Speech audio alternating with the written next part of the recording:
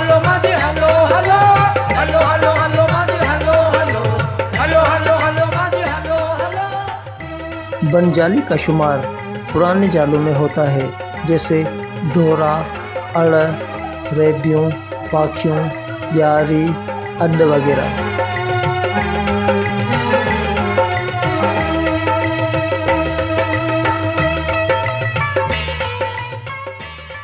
लेकिन फ़र्क सिर्फ इतना है कि बनजाली में पहले हाथ से बनाया गया जाल इस्तेमाल होता था, जिसकी आँख मशीनी जाल से बड़ी हुआ करती थी।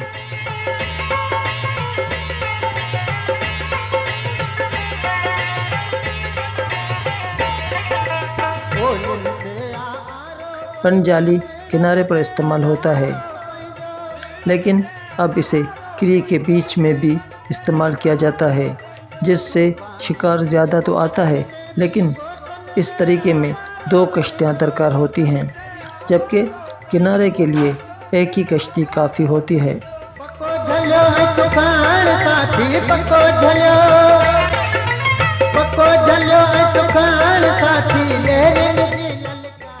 बनजाली में 12 से 15 खलासी होते हैं। इसकी फ़िशिंग का वक्त ज्वार बांग के हिसाब से तय किया जाता है।